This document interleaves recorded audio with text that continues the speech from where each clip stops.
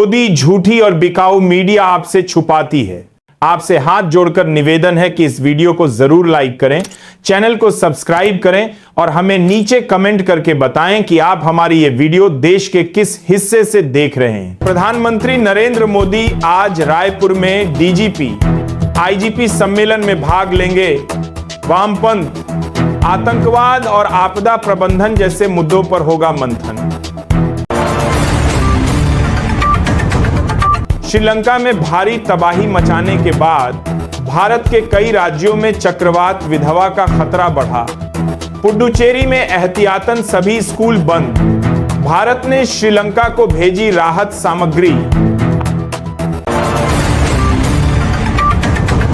अमेरिकी टैरिफ के बावजूद भारतीय अर्थव्यवस्था ने दिखाया दम।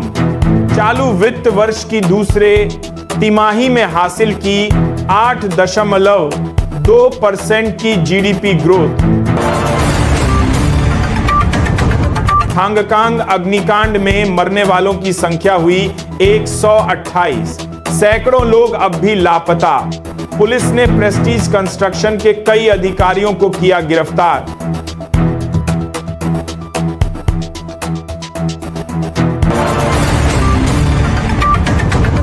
और पुरुष जूनियर हॉकी विश्व कप में भारत का विजय आगाज। भारतीय हॉकी टीम ने चिली को 70 से हराया। रोशन दिलराज के 2-2 गोल ने भारत को दिलाई 2-0 की बढ़त। कर्नाटक में सत्ता संतुलन को लेकर कांग्रेस में खींचतान बरकरार। पार्टी में बिखराव के लिए पूर्व केंद्रीय मंत्री वीरप्पा मोइली ने हाईकमान को ठहराया जिम्मेदार।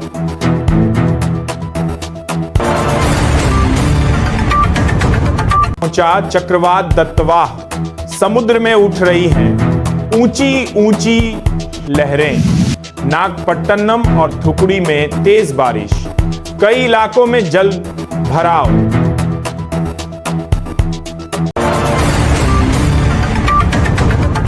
अमेरिका ने अफगान नागरिकों को वीजा जारी करने पर लगाया प्रतिबंध। हर विदेशी नागरिक की होगी गहराई से जांच और स्क्रीनिंग। राष्ट्रपति द्रौपदी मुर्मू आज राष्ट्रपति अंगरक्षक। परेड ग्राउंड में राष्ट्रपति पोलो कप प्रदर्शनी मैच देखेंगे। जैसलमेर से दिल्ली के बीच प्रतिदिन संचालित होने वाली जैसलमेर एक्सप्रेस को रेल मंत्री अश्विनी वैष्णव ने हरी झंडी दिखाकर रवाना किया। राजस्थान के अजमेर में आगामी उर्स मेले के पहले ख्वाजा गरीब नवाज दरगाह के पास अतिक्रमण विरोधी अभियान चलाया गया, जिसके तहत आसपास के क्षेत्र में सुरक्षा बल तैनात किए गए। सेंट्रल एजेंसियों और दिल्ली पुलिस को बड़ी सफलता मिली है।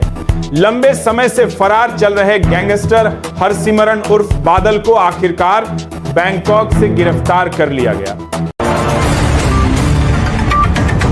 हरसिमरन इस साल जनवरी में फर्जी पासपोर्ट के सहारे बैंकॉक फरार हो गया था।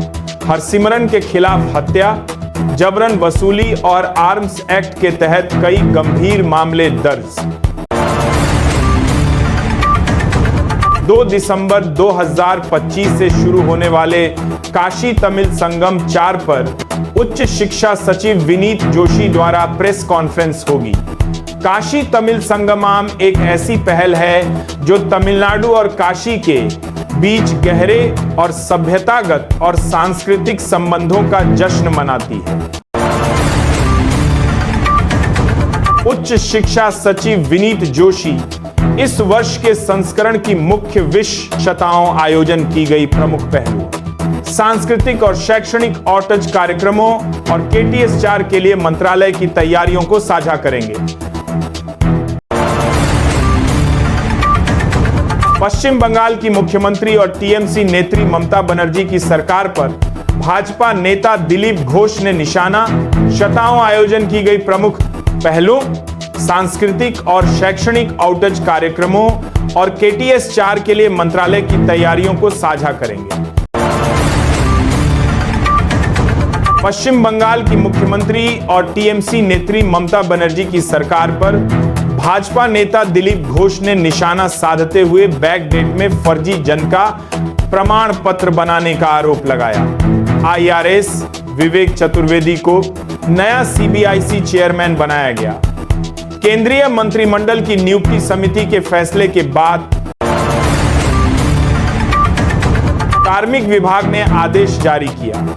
केंद्रीय रक्षा मंत्री राजनाथ सिंह ने देहरादून में लाल बहादुर शास्त्री राष्ट्रीय प्रशासन अकादमी में एक जिला एक उत्पाद दुकान का उद्घाटन किया। जीडीपी ग्रोथ पर दिल्ली की सीएम रेखा गुप्ता ने केंद्र को सराहा। कहा, सुधारों की निरंतरता का परिणाम दिख रहा है। शरद ऋतु सत्र के लिए पासिंग आउट परेड की मेजबानी की परेड प्रशिक्षुओं के गहन प्रशिक्षण का समापन है, जो अधिकारी के रूप में भारतीय नौसेना में शामिल होने की तैयारी कर रहे हैं।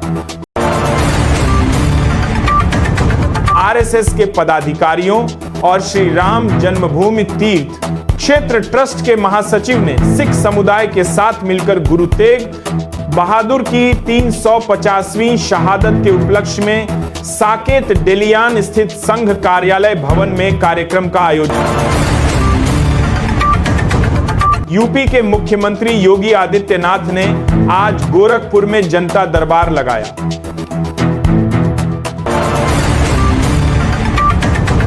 केंद्रीय मंत्री शिवराज सिंह चौहान ने गुलाबगंज में विकास कार्यों का लोकार्पण और शिलान्यास किया। साथ साथ प्रदर्शनी का भी निरीक्षण किया।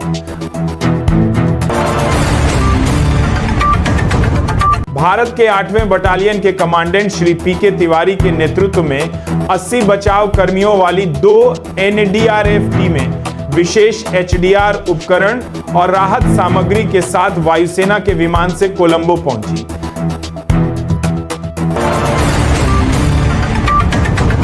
चक्रवात दत्तवाह का कहर श्रीलंका में जारी है।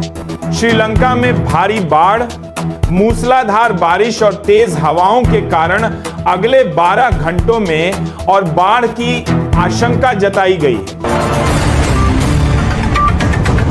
बेतवा से अभी तक 56 लोगों की मौत हो गई है, वहीं 23 लोग लापता बताए जा रहे हैं।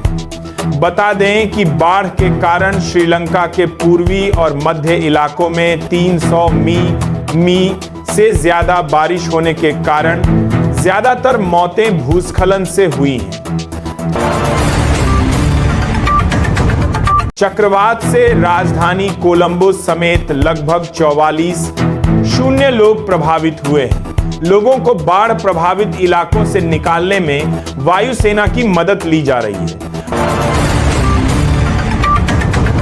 प्रधानमंत्री नरेंद्र मोदी ने श्रीलंका में चक्रवात दत्तवाद से प्रभावित लोगों के प्रति संवेदनाएं व्यक्त की है। साथ ही साथ मदद की है लिए ऑपरेशन सागर बंधु शुरू किया।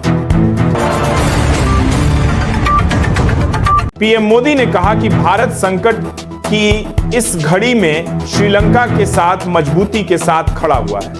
वहीं विदेश मंत्री एस जयशंकर ने आईएएस विक्रांत और आईएएस उदयगिरी से कोलंबो में राहत सामग्री पहुंचाने की जानकारी दी। श्रीलंका में तबाही के बाद अब चक्रवात दत्तवा भारत की ओर बढ़ रहा है। भारतीय मौसम विभाग ने बताया कि श्रीलंकाई तट से उठकर दवा तमिलनाडु, पुडुचेरी, आंध्र प्रदेश, तेलंगाना और केरल की ओर आगे बढ़ रहा है।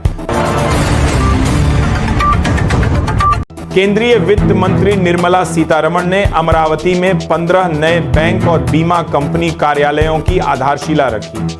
इस मौके पर सीएम चंद्रबाबू नायडू और डिप्टी सीएम पवन कल्याण मौजूद रहे। राज्य सरकार के अनुसार इस परियोजना के जरिए कुल 1328 करोड़ का निवेश होगा और क्षेत्र में 6541 नई नौकरियां पैदा होने की उम्मीद।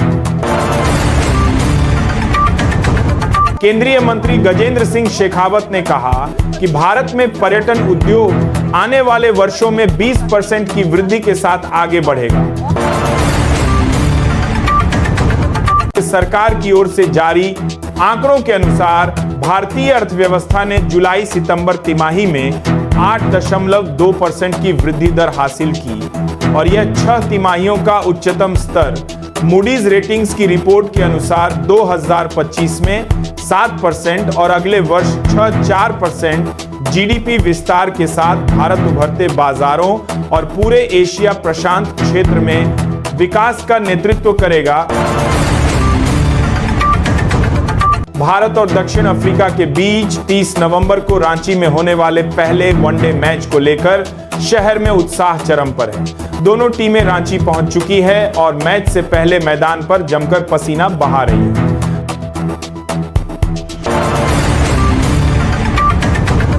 भारत और दक्षिण अफ्रीकी टीम ने रांची के JESCA स्टेडियम में अभ्यास सत्र में भाग लिया।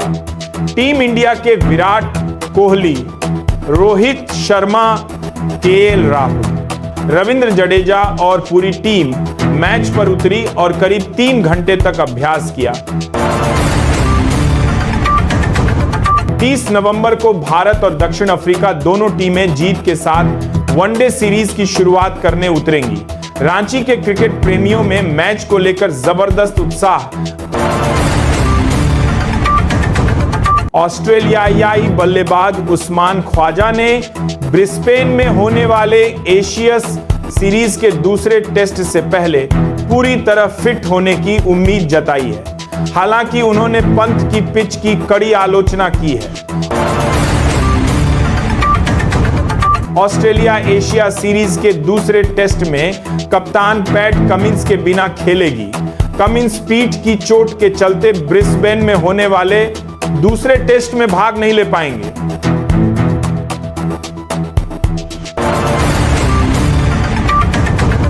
BCCI ने घोषणा की है कि भारतीय महिला क्रिकेट टीम 21 से 30 दिसंबर के बीच श्रीलंका के खिलाफ 5 मैचों की T20 अंतर्राष्ट्रीय सीरीज खेलेगी। सभी मुकाबले विशाखापट्टनम और तिरुवनंतपुरम में खेले जाएंगे।